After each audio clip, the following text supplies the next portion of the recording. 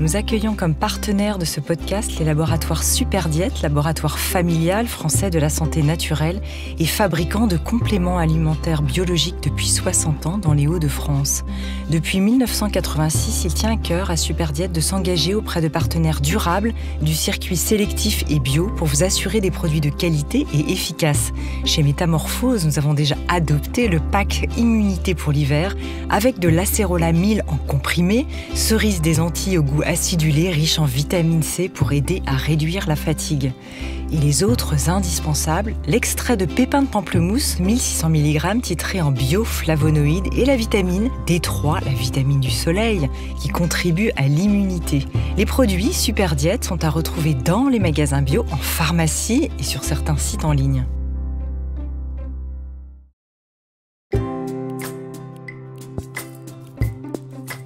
Bienvenue pour cette 3e série Ma santé au naturel en compagnie du docteur Jean-Christophe Charrier, formé à la phytothérapie clinique, qu'il enseigne en France et à l'étranger depuis 2003. Il est expert et enseignant en endobiogénie qui prône une médecine intégrative plus à l'écoute des patients et cofondateur de l'IEMPI, l'Institut d'endobiogénie. Il est également auteur de livres best-sellers sur ces sujets. Tout cela ne remplaçant nullement une consultation personnalisée chez votre médecin traitant. Alors aujourd'hui, en compagnie du docteur Jean-Christophe Charrier, nous allons parler de ce fameux charme discret de l'intestin du livre éponyme, avec des sujets comme la digestion difficile, les ballonnements, la constipation ou la diarrhée. Des sujets peu glamour, dit comme ça, je vous l'accorde, mais d'une importance primordiale si on veut être en bonne santé. Allez, on parle aujourd'hui de notre transit intestinal avec notre premier ou notre deuxième cerveau. Vous avez déjà la réponse du docteur Charrier si vous avez écouté nos podcasts précédents. En tout cas, je l'accueille aujourd'hui avec joie. Bonjour, bienvenue. Bonjour Anne, bonjour tout le monde. Alors bonjour à toutes et à tous qui nous écoutez et avec enthousiasme ces podcasts autour de la santé au naturel dans cette nouvelle série. Alors pour entrer dans le vif du charme discret de l'intestin, dans vos consultations, vous posez rapidement la question des selles. Alors l'étude des selles, docteur Charrier, est-elle capitale ? Elle est fondamentale.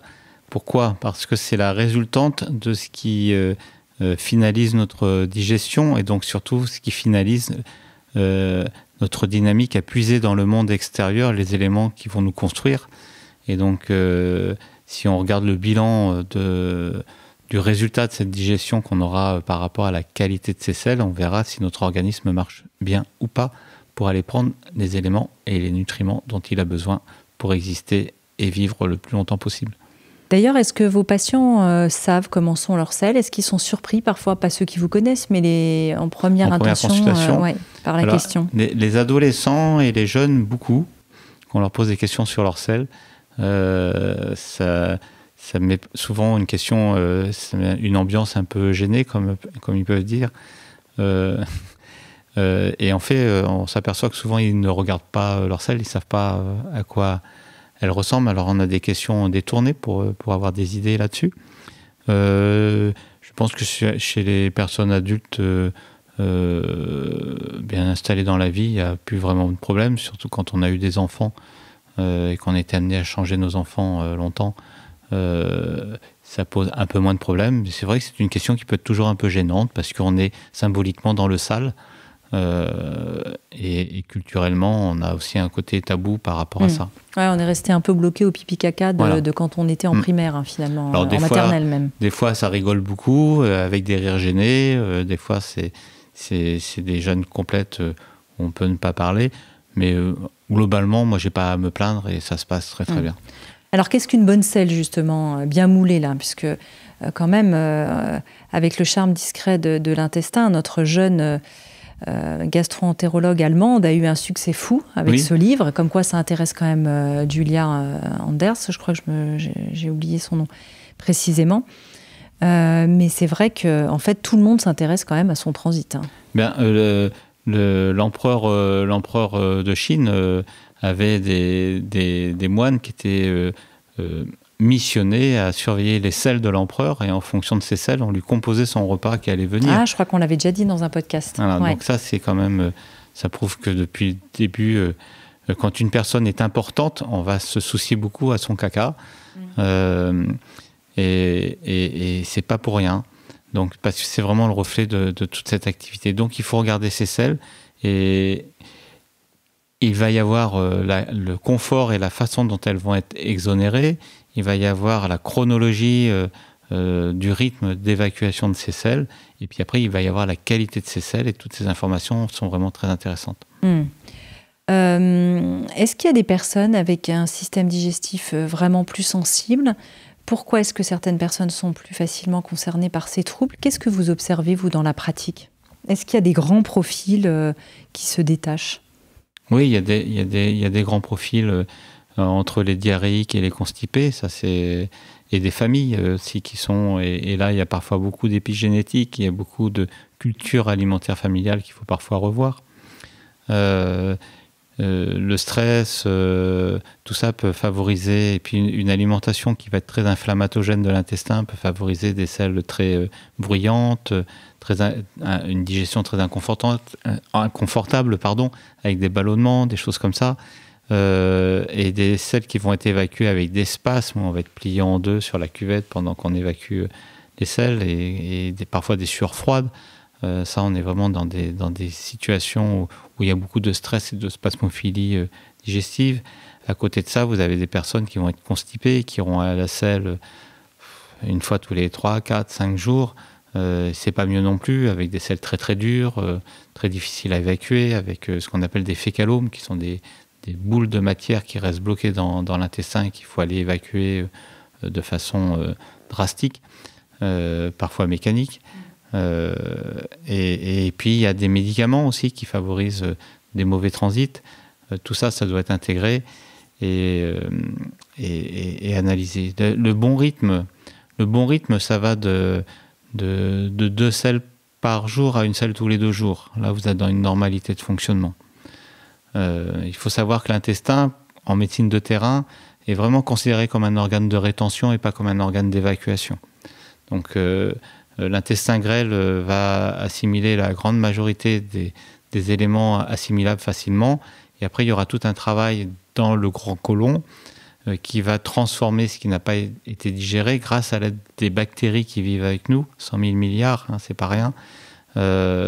Et ça va nous transformer les aliments qu'on n'arrivait pas à digérer pour en faire des nutriments qui vont être assimilés par l'organisme. Tout ça prend du temps. Tout ça, c'est une dynamique. Et je viens de perdre mon fil, je suis désolé, mais j'étais parti dans... Non, mais pour revenir aussi à ces différents troubles, est-ce qu'ils ont quelque chose en commun ? Je le disais en introduction, vous pensez que c'est notre premier cerveau, oui. Toute la sphère intestinale. On a, vous le rappeliez à l'instant, énormément de terminaisons nerveuses, de bactéries, mais aussi beaucoup de sensibilité en fait à cet endroit-là. Est-ce qu'il y a quelque chose un peu en commun à travers tous ces troubles, que ce soit la constipation ou la diarrhée, il y a quelque chose qui ne va pas de commun ? Ce qui est en commun, c'est l'activité métabolique. C'est l'organisme qui n'est pas satisfait du bilan résultant de l'apport et de la digestion des aliments. Si vous avez une constipation, c'est que l'organisme considère que le rendement n'a pas été suffisant d'assimilation et il va garder les aliments le plus longtemps possible. C'est là-dessus que je me suis perdu un peu tout à l'heure, avec ces constipations qui s'installent dans le gros côlon, où on va garder les matières le plus longtemps possible, comme on remplit un grenier et qu'on ne va pas évacuer parce qu'on a peur qu'il y ait... C'est du stockage, quoi. Voilà, c'est du stockage, avec du travail métabolique, bactériologique, qui va se mettre en place pour pouvoir libérer ces nutriments, mais c'est parce que l'organisme dit « il me manque encore des éléments et je sais que je les ai dans mon intestin, donc je les garde, je ne vais pas les évacuer ». Le problème de cette dynamique, c'est quand elle dépasse son but, comme tous les problèmes dans les pathologies, c'est qu'on va rentrer dans un cercle de fonctionnement vicieux avec une déshydratation du bol fécal et donc des selles qui deviennent beaucoup plus dures et avec beaucoup moins d'eau. Donc, dans les diarrhées, c'est pareil, c'est dans le sens inverse, c'est que l'organisme considère que dans ce qui a été mangé, il y a des aliments qui peuvent être nocifs et donc il va faire en sorte de les évacuer. Quand vous mangez un poison, quand vous êtes empoisonné, vous avez des vomissements, vous avez des diarrhées. Quand vous mangez des toxines, vous avez des vomissements et des diarrhées. Le meilleur exemple, c'est le choléra, où on peut avoir plus de 12 litres d'évacuation de liquide par jour en vomissements et diarrhée, ce qui va entraîner ce qu'on appelle un collapsus, c'est-à-dire que l'organisme perd dans son eau, le cœur va pomper dans du vide et donc le cœur va s'arrêter. Ça, c'est les problèmes des grandes déshydratations, c'est majeur. Le choléra, c'est extrêmement rare et c'est pas chez nous, bien heureusement. Mais c'est un exemple extrême et ça, c'est à cause simplement d'une toxine qui est produite. Donc, quand vous avez mangé un aliment et que tout de suite vous sentez que hop, ça pince, hop, c'est pas bien, et que vous devez aller en urgence aux toilettes et que vous avez une grande diarrhée, c'est qu'il y avait peut-être quelque chose qui n'était pas bon dans ce que vous venez de manger. Et si vous aviez retenu tout ça, ben, peut-être que... c'est bien que ça s'évacue, quoi. Voilà, vous seriez parti vers une intoxication. Alors, on va en venir aux solutions, parce que là, évidemment, j'avais ma question qui me venait tout de suite sur les solutions, mais on le verra tout à l'heure. On refera, allez, pour s'amuser, un petit quiz, comme on a fait dans un autre podcast. Voilà, petit questionnement comme ça, du tac au tac. On verra peut-être à chaque fois dans ce petit quiz le volet alimentation et puis le volet complément. Ça peut être intéressant. Alors, quand on va plus loin dans ces troubles, on va vers des maladies inflammatoires chroniques de l'intestin, les fameux MICI, qui regroupent la maladie de Crohn et la rectolite hémorragique, c'est ça ? Oui. Et puis, on a fait un podcast complet avec Rotum Konaté, qui est nutrithérapeute et qui a écrit un livre sur le SIBO, qui est le Small Intestinal Bacterial Overgrowth, c'est-à-dire la prolifération intestinale de l'intestin grêle. Donc, on ne va pas forcément revenir en détail complètement dessus, puisqu'on a fait un podcast complet sur le sujet. Si ça vous intéresse, vous pouvez l'écouter ou le réécouter. Mais quand même, sur ces maladies qui sont en augmentation, vous, dans votre patientèle, vous en voyez de plus en plus ? Oui, bien sûr, mais là, on touche aussi des problèmes d'auto-immunité avec les MICI. Et on a un mode de vie actuel qui nous pousse beaucoup à fabriquer des maladies auto-immunes. Donc, certains vont l'exprimer sur l'intestin, d'autres vont l'exprimer sur la thyroïde, d'autres sur les articulations, d'autres sur le pancréas et le diabète. Tout ça, ça vient à mon avis, une grande partie de la malbouffe qu'on peut avoir.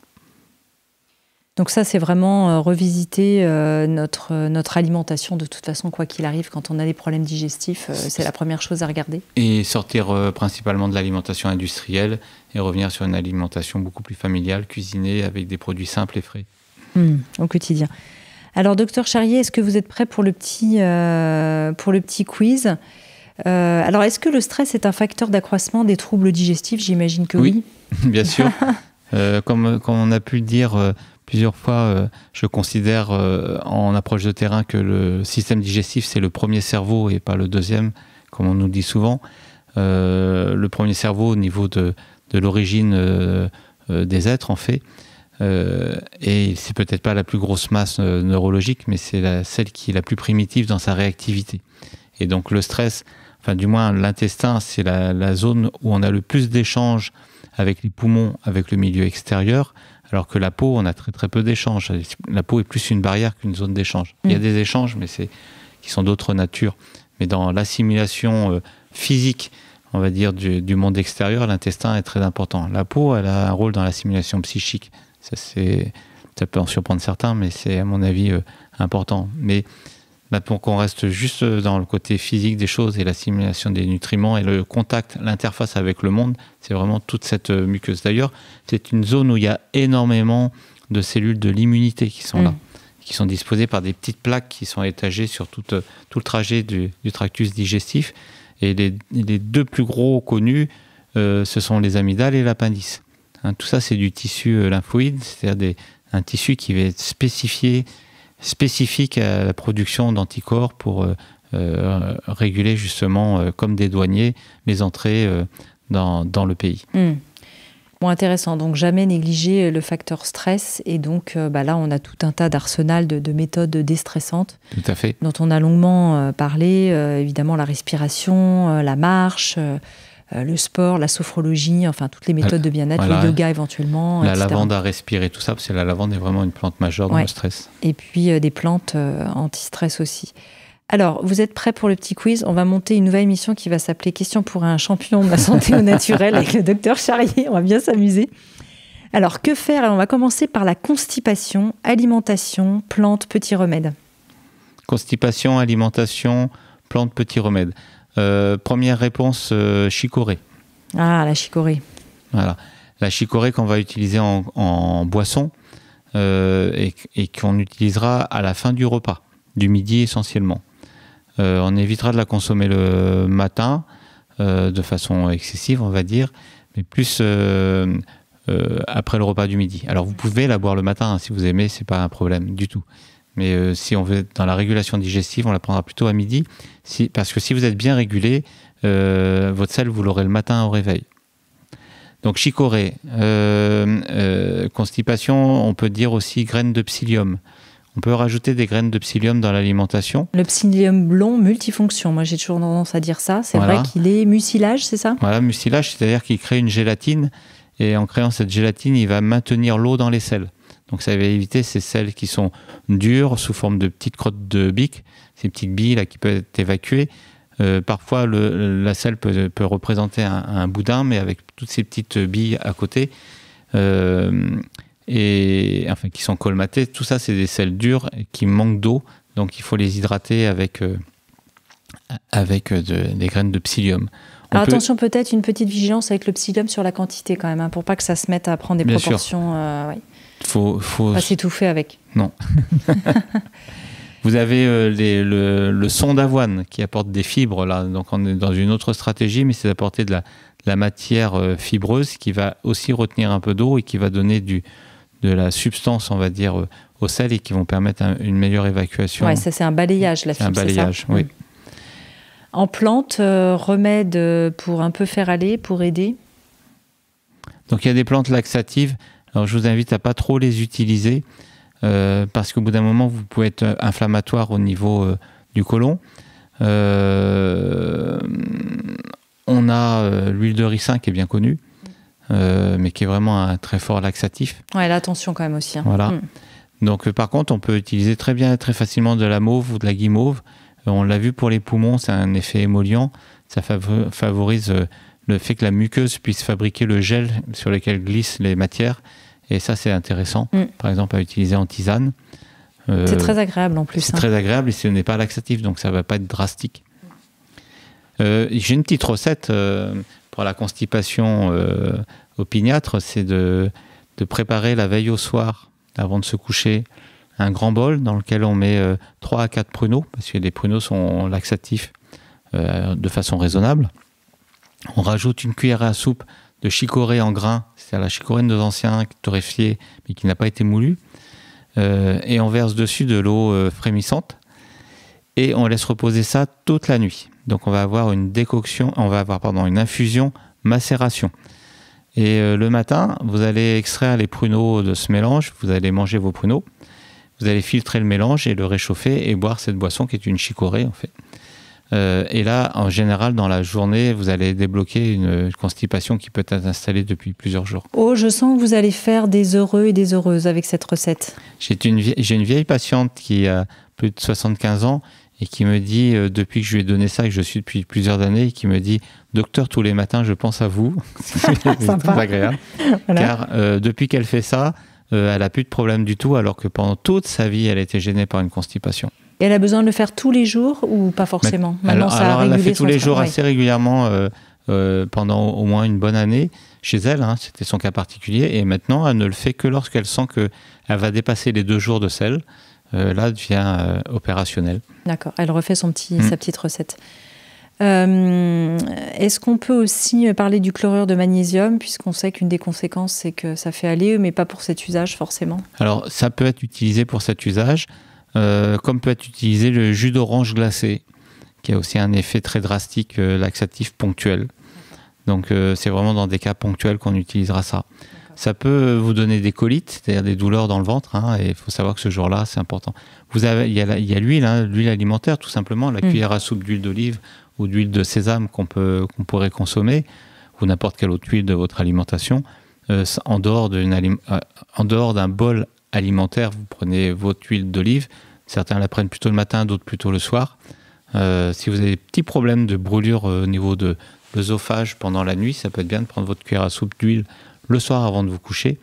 Et ça vous permettra d'aller à la selle le matin. On pense aussi évidemment en alimentation, je fais une petite aparté, au miam aux fruits de France Guillain. Bien sûr, dans lequel il y a tout ce qu'il faut. Ouais. Donc ça peut être intéressant en cas de rééducation, un peu comme ça. Allez, on continue notre petit quiz. Les ballonnements. Là, on ballonne, on finit le repas avec des gaz, on a le ventre hyper gonflé, le truc, mais super désagréable, quoi. Ouais, une grossesse de 3-4 mois qui apparaît. Personne n'a envie d'avoir ça. On déteste tous ça. On est obligé de desserrer la ceinture, on est vraiment pas bien, et puis des fois ça peut même créer des spasmes. Si on est un petit peu constipé là-dessus, vous avez les gaz qui s'accumulent et puis vous avez un bouchon de matière, donc ça crée des distensions, c'est vraiment très inconfortable. Si vous n'avez pas de constipation, ce ballonnement est déjà inconfortable et puis en plus ça vous fait émettre des gaz qui ne sont pas toujours contrôlables ou des vents, comme on disait poliment autrefois. Après, on pourra parler de l'odeur de ces gaz parce qu'il y a aussi des choses à dire. Sur le ballonnement, la première des choses, c'est déjà de mastiquer, de saliver sur ce que vous mangez, c'est important. C'est d'éviter les farines de blé modernes si vous êtes sensible à ça, car la farine de blé blanche fait au cylindre est très inflammatogène et favorise ces ballonnements. Donc souvent, vous supprimez que ça, c'est important. Si ces ballonnements sont douloureux, supprimez de votre alimentation, au moins pendant ce temps-là, l'apport de produits laitiers, tout ce qui est crème fraîche, fromage, des choses comme ça n'arrange pas. Et puis, si vous êtes vraiment dans cet inconfort, vous pouvez utiliser soit l'argile par voie orale, l'argile verte, illite, soit le charbon, soit des spécialités qui mélangent les deux. Vous pouvez aussi faire une petite tisane qui va vous associer de la cannelle, de la mélisse et de la myrtille. Ça, c'est une petite tisane qui marche très très bien sur les ballonnements.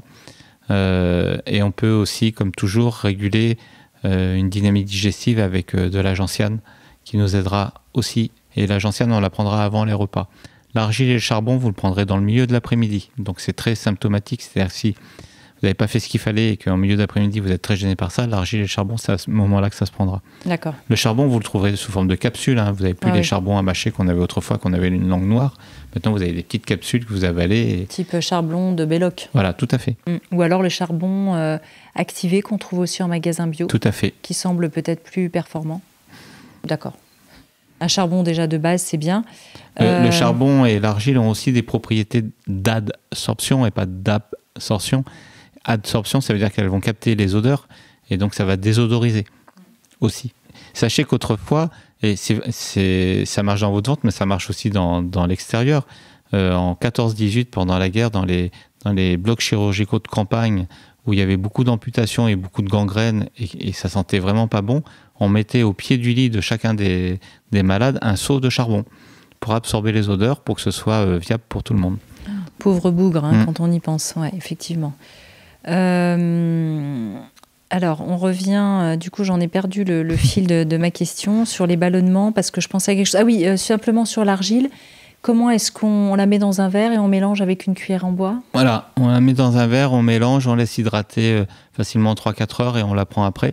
Donc vous pouvez la préparer au moment de votre repas et la boire à distance, ou vous la trouverez sous forme de gélules qui sont toutes prêtes à l'usage. Plus facile. Plus facile si jamais on est dans l'urgence, c'est-à-dire que genre intoxication alimentaire, etc. Est-ce qu'on peut la prendre plus rapidement quand même ou elle n'aura pas trop d'effet ? Ah si, mais là on n'est plus dans les ballonnements, mais si on est dans le cas d'une intoxication alimentaire, il faut savoir que l'argile, par ses propriétés d'absorption et d'adsorption, va capter ces toxines et vous empêcher de les assimiler. Donc là, vous ne vous posez pas de questions, vous mettez votre argile dans l'eau, vous brassez et vous buvez tout de suite. On perdra un peu d'efficacité, mais ça sera bien mieux que de rien faire du tout. D'accord. Alors, est-ce qu'on peut passer sur les gaz, puisque vous avez dit, on reviendra dessus, effectivement. Oui. Les gaz, c'est important parce qu'ils vont nous informer sur des enzymes qui manquent dans votre digestion. Vous savez que le pancréas va évacuer des enzymes qui permettent la digestion des graisses. Alors, le problème d'enzymes qui manquent pour les graisses, ça ne va pas nous donner des gaz, mais ça va nous donner des sels collantes qui peuvent faire toutes ces traînées de caca qu'on a au fond de la cuvette et qu'on va rouspéter nos enfants à la maison parce qu'ils n'ont pas passé la brosse après. Il n'y a pas que les enfants qui font ça, malheureusement. C'est celles qui font que, et ça c'est une question que je pose souvent, c'est est-ce que vous utilisez beaucoup de papier quand vous allez aux toilettes ? Parce qu'on s'essuie, c'est toujours sale. Donc ça, c'est parce qu'on a des sels grasses et qu'on a mal digéré. Donc là, je suis désolé, je suis un peu hors sujet, mais ça, c'est pour les enzymes qui digèrent les graisses. Et ça veut dire qu'elles manquent, ces enzymes. Si vous avez des ballonnements, il vous manque certainement des enzymes qui digèrent les sucres ou qui digèrent les viandes. Oui, ça fermente trop, en fait. Voilà. Si c'est les enzymes qui digèrent les sucres qui manquent, c'est-à-dire que vous avez mal à digérer vos patates et vos pâtes et tout ça, ou votre pain blanc, eh bien là vous allez avoir des gaz qui peuvent être bruyants mais qui n'ont pas d'odeur. Si c'est des enzymes qui digèrent la viande qui manque, vous allez avoir un travail bactérien qui va compléter ce travail-là, donc il va y avoir de la putréfaction dans vos selles. Et vous allez avoir des gaz qui ne sont pas forcément très volumineux, mais qui sont très odorants. Mais d'ailleurs, tout le monde le repère bien. C'est-à-dire que certaines personnes, quand elles mangent quelque chose, elles peuvent se dire c'est typiquement ça. Ça peut être le cas avec les laitages, par exemple, ou le gluten chez certaines personnes. Voilà. Donc ça, c'est vraiment... il y a un signe de soutien du pancréas à mettre en place.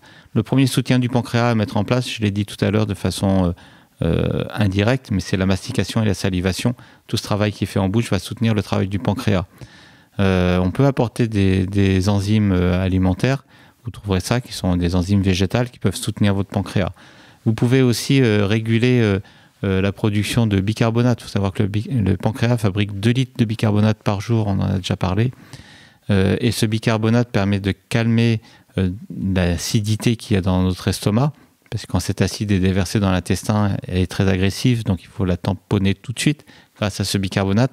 Et par ce biais-là, le bicarbonate favorise l'activité des enzymes, parce que les enzymes dont on a parlé, si le bol est trop acide, elles ne vont pas être efficaces. Donc là, par exemple, quand on est en période de fête, qu'on a des repas un peu trop lourds, etc., on peut prendre une pointe de couteau après le repas ? Voilà, pointe de couteau de bicarbonate dans un verre d'eau. Vous avez des eaux qui sont très connues, comme la Vichy Ceinture, en France, qui est quand même l'eau bicarbonatée par excellence. La Vichy Célestin, qui est pas très loin derrière, qui est un petit peu plus douce pour ceux qui ont vraiment du mal avec la Vichy Ceinture. C'est une eau qu'il faut boire à la fin du repas, en digestif, à la place du cognac. Le meilleur digestif qui soit, c'est l'eau de Vichy. Et vous pouvez la prendre dans l'après-midi si vous avez justement ces problèmes d'inconfort digestif. Plus vous prendrez de l'âge dans votre vie, et plus votre bol alimentaire fécal sera acide, parce que votre pancréas fabrique de moins en moins de bicarbonate. Donc c'est toujours bien, en prenant de l'âge, de prendre l'habitude de boire une eau bicarbonatée régulièrement à la fin des repas, surtout si vous faites un repas plus chargé. Ça favorise pas trop l'acidose, un terrain acidifiant ? Le bicarbonate ? Non, l'inverse. C'est l'inverse, c'est alcalinisant. Oui, c'est alcalinisant. Ah ouais. C'est moi qui perds mon fil. Alors, est-ce qu'on a terminé sur les gaz ? Est-ce qu'on peut reparler justement de la diarrhée ? On a parlé de la constipation, des ballonnements des gaz. On va reparler de la diarrhée avec 2 phénomènes. Les gens qui sont sujets à diarrhée un peu au quotidien, et puis l'intoxication alimentaire qui peut provoquer la diarrhée, dont on a aussi déjà un peu parlé. La diarrhée au quotidien, c'est surtout une muqueuse digestive qui est dans une inflammation chronique et qui ne supporte pas trop le contact, pour être très simple. Souvent, c'est un bol digestif qui est trop acide, c'est-à-dire que justement parce que vous n'avez pas eu assez de bicarbonate, que vous avez toute l'acidité, c'est de l'acide chlorhydrique qui vient de l'estomac. C'est fait pour digérer essentiellement les protéines. Donc si vous avez trop d'acide chlorhydrique dans ce qui tombe dans l'intestin grêle, eh bien, vous allez avoir une tendance à attaquer la muqueuse. C'est ce qui donne le reflux, qui peut donner le reflux ? Oui, aussi. Oui. Mais c'est pour d'autres raisons, parce que là, on n'est pas encore descendu dans l'intestin, on est toujours dans l'estomac. Mais on pourra parler des reflux tout à l'heure. On a fait un podcast sur le reflux. On l'a déjà fait, bon, très bien. On commence à avoir fait un bon tour d'horizon, là, la santé. Donc cette agression qu'on aura sur la muqueuse duodénale en premier, et puis tout le restant de l'intestin grêle, va faire en sorte que l'organisme va avoir pour réflexe d'évacuer très rapidement ce bol très acide. Et donc vous allez avoir une diarrhée brutale, souvent impérative, vous êtes obligé de courir aux toilettes pour aller aux toilettes. Et dans le pire des cas, vous avez même cette diarrhée qui fait un ch'ti, qui va vous faire un crépi de mur, qui va couvrir toute la cuvette de On va s'arrêter matière. Là. Voilà. Ça, c'est très spécifique de celles qui sont trop riches en bile et trop riches en acidité. Alors c'est étonnant parce que d'ailleurs, excusez-moi, parce que puisque vous donnez des détails, je pense au sel des bébés allaités. Oui. Alors autrefois, les femmes, quand il y a eu la mode du biberon, etc., et que les femmes se sont remises à allaiter après, c'est vrai que les praticiens de santé n'étaient plus tellement habitués à ces sels de bébés-là, qui sont très liquides, très jaunes et qui éclaboussent partout. Des sels boutons d'or, on dit. Oui, c'est ça. Et c'est des sels normales, parce que le bébé, il reçoit le lait de sa maman, qui est déjà un aliment quasiment prêt, tout juste digéré, donc il n'a pas beaucoup de déchets à évacuer. Donc c'est essentiellement de l'eau qu'il évacue et c'est tout à fait normal. Et les bébés qui sont élevés au biberon, pardon. Au micro-ondes, je pensais que vous alliez dire. Je me disais, c'est bizarre ça. ces bébés qui sont élevés au biberon, très souvent, ils sont très constipés dans leur première... et on a des gros problèmes de constipation chez eux. Donc, ne soyez pas inquiètes, vous, maman, qui allaitez vos bébés. Ils ont les meilleures selles qui soient. Et on a des selles liquides et jaunes particuliers, qui est comme le bouton d'or. Qui sont très peu odorantes, d'ailleurs. Très peu odorantes, parce que tout est bien digéré. Il n'y a aucun souci là-dessus. Voilà, alors c'était une petite... Excusez-moi, je ferme la parenthèse. J'étais partie sur les bébés et les selles des bébés. Je fais des digressions, moi aussi.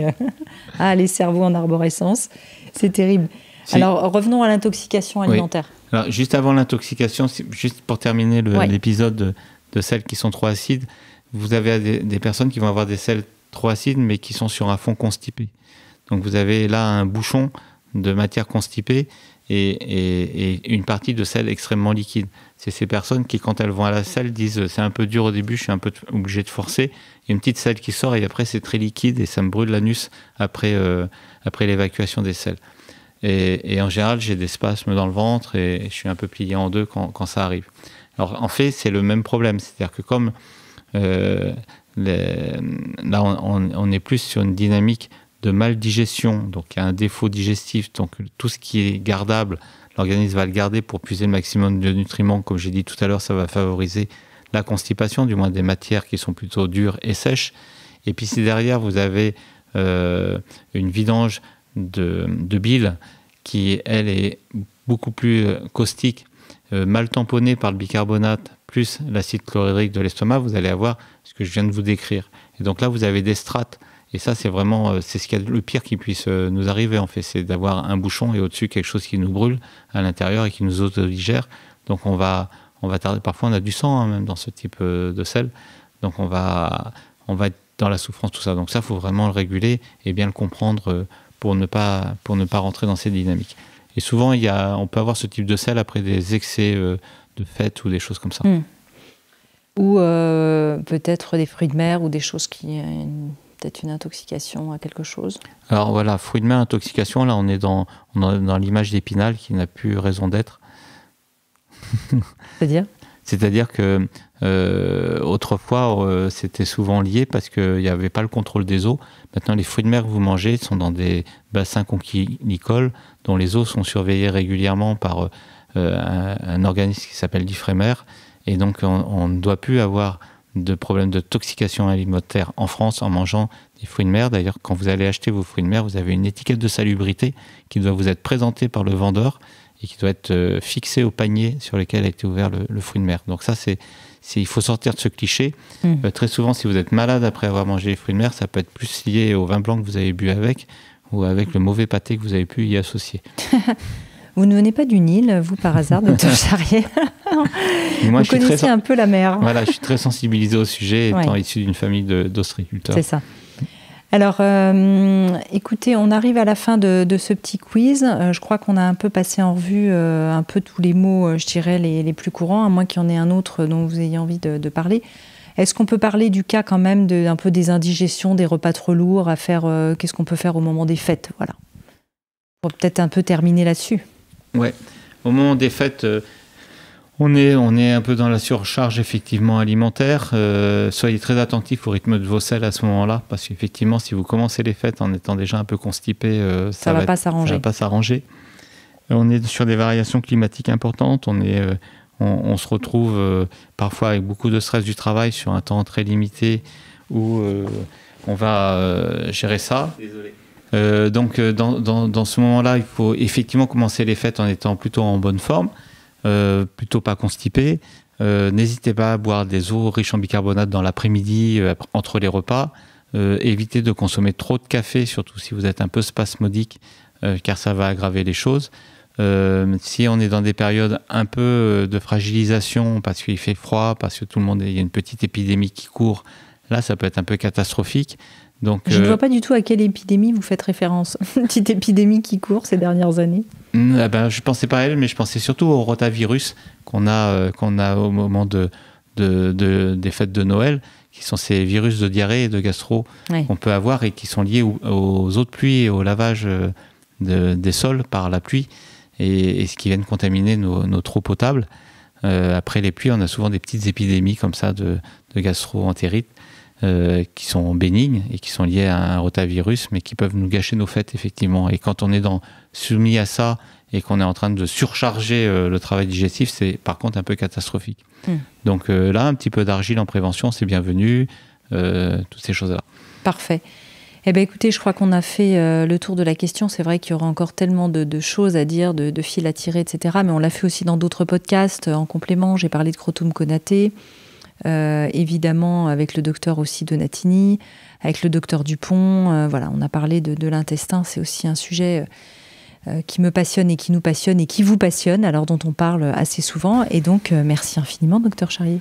Merci Anne, merci à vous tous. Docteur Jean-Christophe Charrier, merci infiniment pour tous ces bons conseils. On peut vous retrouver sur Internet pour suivre l'actualité de l'Institut d'endobiogénie pour une médecine intégrative et préventive, sur le site www.iempi.fr, ainsi que trouver un médecin formé à cette pratique et bien entendu découvrir aussi vos livres, Les clés de l'alimentation anti-cancer chez Terre Vivante ou Soigner au naturel les maux de l'automne et Se soigner au naturel toute l'année, disponible aux éditions Pratt. N'hésitez pas aussi à écouter ou réécouter les 2 premières séries Ma santé au naturel en 6 épisodes avec le docteur Charrier et ses excellents conseils. Tout ceci, je le redis, ne remplaçant pas évidemment votre consultation personnalisée chez le médecin. Merci. Si vous avez aimé ce podcast, n'hésitez pas à lui donner 5 étoiles sur Spotify et surtout abonnez-vous gratuitement sur votre plateforme préférée pour ne manquer aucun épisode. Découvrez mes invités en avant-première sur Instagram à l'adresse Métamorphose Podcast et abonnez-vous aussi gratuitement dès maintenant à la newsletter Métamorphose pour être au courant de nos conférences, ateliers et de nos dernières actualités. Pour ça, rendez-vous sur notre nouveau site www.métamorphosepodcast.com. Métamorphose, le podcast qui éveille la conscience. Par Anne Guéquière, tous les lundis et jeudis, dès 7h.